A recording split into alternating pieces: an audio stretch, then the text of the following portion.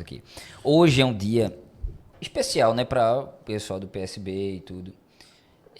Como eu falei, não entendo muito bem, mas eu fui pesquisar para estar aqui no podcast conversando com você. E hoje é o dia que foi o falecimento de Eduardo. Foi ontem, não? Foi ontem, foi? Foi ontem? Dia 13. Dia 13. Dia 13, Hoje é dia 14. 13. Dia 13, foi ontem. E assim, a gente nem tinha programado isso, de você vir pra cá. E a primeira pessoa que a gente traz com pauta política é você. Olha que doideira. A gente nunca trouxe, a gente tem um clima... Por mais que o nome do programa é exatamente isso, é For All Podcast, a gente conversar com todo mundo, com todos. O nome se chama For All porque é pra todos.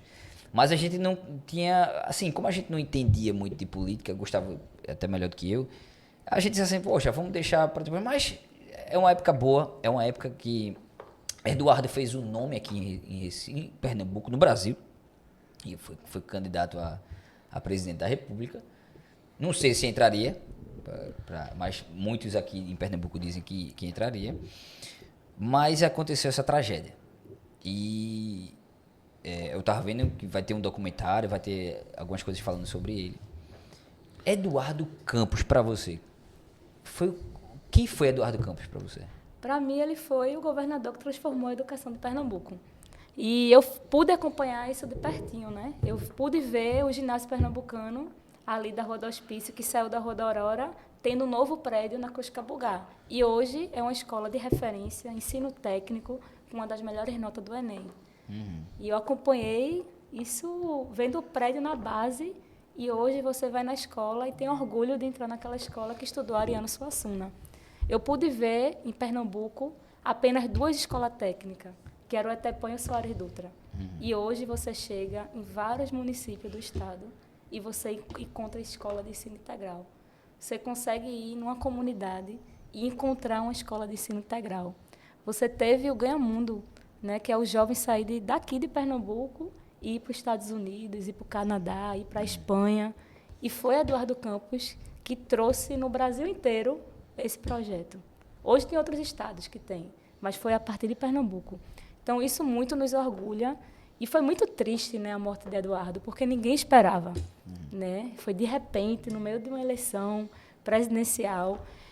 Dia 10 eu participei de um ato simbólico em nome de Eduardo, onde o PSB, inclusive, vai fazer um trabalho simbólico de 1 ano, né, em relação, inclusive, à sua vida, né, que ele, inclusive, também completaria agora, ia completar ano no dia 10. E dia 13, logo em seguida, foi o acidente, trágico acidente que aconteceu com Eduardo. Então, para mim, Eduardo é uma grande referência. Acho que para o nosso Estado é motivo de muito orgulho.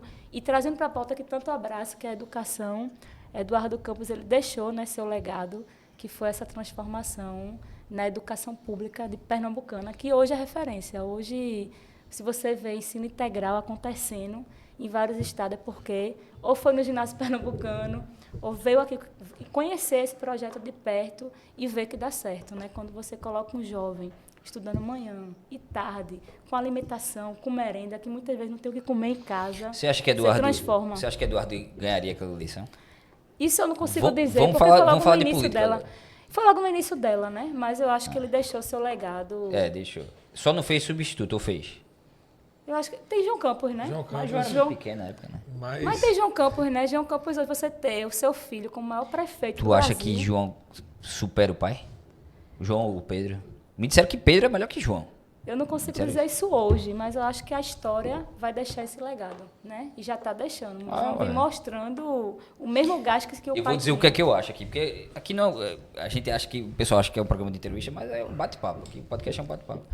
Mas eu acho que um Eduardo Campos não tem mais não. Não tem, tô falando no cenário nacional. E olha que eu nunca votei em Eduardo, viu? Eu acho que eu nem votei naquelas eleições que teve. Acho que eu tava viajando, alguma coisa assim, tava com um projeto muito grande. Mas o que eu acho aqui é o seguinte, Eduardo tem uma capacidade de se adequar a todos os ambientes. E ele criou também uma metodologia, né, de Isso, desenvolver várias áreas, várias isso. secretarias, vários setores, assim como a educação.